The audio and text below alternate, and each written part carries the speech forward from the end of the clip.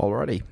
So I'm not going to be making any sounds or anything today, really. I'm just going to be answering a question, actually, that a patron gave me. Jason, he actually gave me a few good ideas for things to talk about, but I'm just going to do one today. He asked about using the stock synths versus using, say, like a VST, like Vital or Serum or Massive X or whatever you might have that you might want to use. I do have like an opinion on that. My opinion isn't any more valuable than anybody else's opinion. I'm not trying to say it is, but this is my opinion on it. So first of all, there are a few advantages to separating the sound design phase from the composition phase of things. One of them is it does sort of mitigate option paralysis. So if you're trying to make sounds as you're making a song, like I need to make my bass sound now I need to make a second bass sound, I need to make a keyboard sound or whatever, you're constantly going to be making judgments about what is the best synth for that. I want to make a super saw. Which super saw synth do I like the most? And then you're going to be kind of worrying about, should I have used this? Should I have used that? So the way that I like to do it now, and I didn't do it this way for a long time, but it's something that I've recently started to do, and I've noticed sort of a dramatic improvement in my productivity because of it, is I now separate the two things. So that doesn't mean that you don't do any sound design whatsoever while you're making a song. It just means that you maybe are doing more tweaking of existing sounds and less, okay, I'm going to make a bass from scratch now. So the thing I would say is what I like to do to sort of stop worrying so much about how many options I have is I'll just do what I do when I do the tutorials, which is where I select one thing and I focus on that for a day, 2 days, a week, 2 weeks, however long you have or however long you want to do that. And I just say, okay, I'm just going to like push this to the limit of what it can do. So I'm going to load up Polymer and I'm going to just use Polymer. I'm not going to bring in, if I think Vital might do the sound better or something like that, I'm just going to make sounds in Polymer for 3 days. And what you'll find is that, first of all, you're not really worrying so much about what you're using. And second of all, you will learn more about the thing you're using. So even if it's Vital, if you just use Vital for a week, you're going to wind up coming up with different things than you would if you use Polymer for a week. And Polymer isn't worse than Vital. Vital maybe has more features available to you, but more features being available to you up front doesn't necessarily mean better. Sometimes that can actually be worse. If you don't need those features, a lot of the time they're just getting in the way. So with the Bitwig ones, so we've got, Polymer, Polysynth. Why would you use Polysynth over Polymer? Well, in Polymer here we have all of these options for, we could use a wavetable, we could use a triangle, we could use, the phase one, and we can, bring in some stuff from the sub. So there's quite a lot you can do there. You can select the different filters, and those are great options to have. You can select these different ADSRs. But if we open up, say, Polysynth, when we have Polysynth, we're stuck with a saw wave, a square wave. We have these filter shapes that we have here. We can add a drive mode, which isn't something that we have in Polymer. So there's a feature there that we don't have. And, we were forced to maybe experiment more with the sync knob, things like these different distortion modes that we can put on the filter to see what those sound like. So we're going to attach ourselves to different things because we don't have the option of having wavetables. We're going to maybe play around more with the filter and we're going to get different results. Results we're still going to like, but they're going to be very different to what we would have got if we, say, opened up Polymer, even though maybe Polymer is more powerful than Polysynth.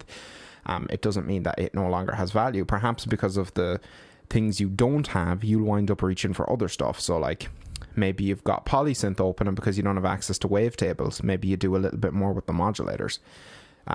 So there's advantages there. Even something like things that are very similar, like say if we were to open, phase 4 here.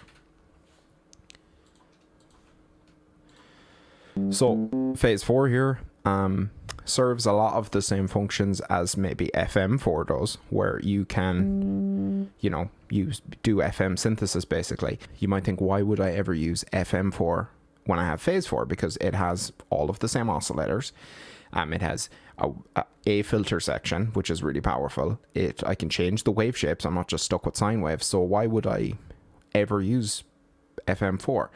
The reason is, if you dedicate, a day, 2 days, 3 days, however many, to just using FM4 and making sounds with FM4, you're going to get drastically different results. You're going to make completely different choices, and you're going to come up with different sounds.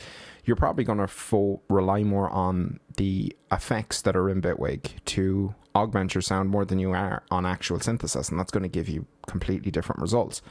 And if you spend 4 days with something, you're going to learn what its strengths are, and it's going to, because you're limiting yourself, it's going to teach you tricks that you wouldn't have learned if you had access to more. So if you've got Vital and you've got all these options available, you can pretty much make a sound just in the wavetable section itself. You're not really going to explore, what can I do with a high pass filter and a distortion on this, because you've got so many options available. Just as an example of what I'm talking about here, let's just sort of limit ourselves with the FM4 beyond what would be really reasonable. So let's limit ourselves to just using a sine wave, so no FM, and a little bit of noise. So that's going to be what we use to make our sound here. So now we might not end up making a sound, but let's just, for sake of it, let's pick 2 things that really don't make much sense with a sine wave and some noise. We could even maybe just use let's take the noise out for now, and let's just use a sine wave. So let's use only 2 effects. So let's use the peak limiter, and let's just use one of the EQs, EQ 5. So we're just going to use these 2 effects to get a sound with a sine wave. So let's, first and foremost, let's make the sine wave more interesting. So let's push it through the limiter here.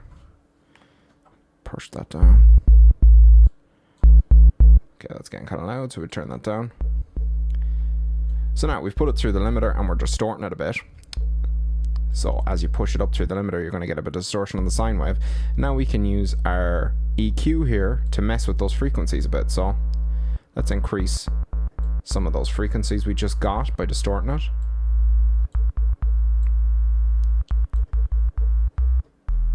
Great, and now let's just put the limiter on again.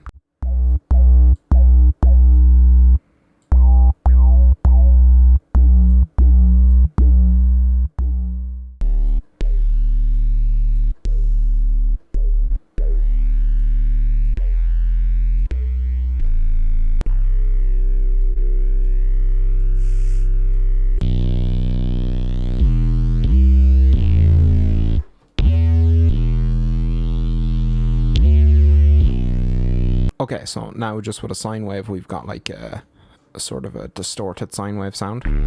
So I've just put it through a limiter to distort it, and then an EQ, then a limiter, then a sort of modulated EQ, and then another limiter to distort it more, and then another modulated EQ, and then 2 more limiters, and a modulated EQ, and then 3 more limiters.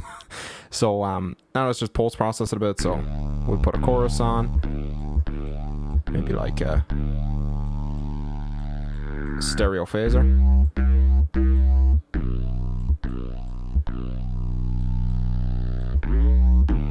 We'll put a bit of my goat processor on it. And then now we can maybe experiment with some of the FM stuff in here.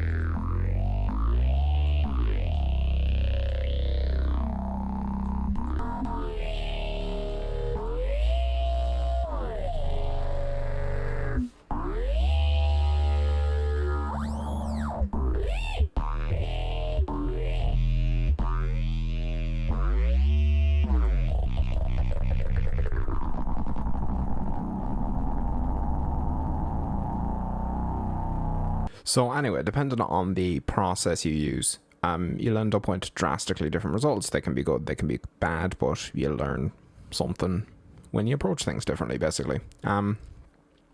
So yeah, that's probably my primary advice, I suppose, when it comes to picking what synth to use at what time. I think you should pick one you want to know more about, or pick one you feel like using, and just stick to it for a while, make some sounds in it, and you'll probably learn stuff with that you can transfer into another thing that you might use. Yeah, that's basically it. I think there's like some obvious examples where, you know, you probably don't want to use FM4 to make a supersaw sound, though you actually could use it to do that, because you can sort of turn a sine wave into a saw wave if you feed it back into itself, and then you could use the voice stacking to turn that into a supersaw. So actually, usually there's not. And even if something isn't ideal for something, so if something's not ideal for a supersaw, or it's not ideal for an analog bass, usually the fact that it's not ideal, if you try and go in that direction, it will like make it sound slightly different and kind of unique in a way. So yeah, I suppose it's worth limiting yourself to different things at different times, to see can you get some cool stuff happening with it. So that's basically it. I hope that was helpful. If you have a different opinion on how to approach picking what synthesizer you use for what sound, then feel free to let us know. I'm sure it's valuable information also. This video was suggested by one of my patrons. If you'd like to become a patron, there's a link in the description. There are all sorts of perks. I'll be releasing a Bitwig preset pack later on this month, for instance, and a Bitwig track that you can download and I'll be running through. And also, if you send me a message with a video request, I'll probably make it. So yeah, let me know if this one was helpful. Thanks very much, and all that.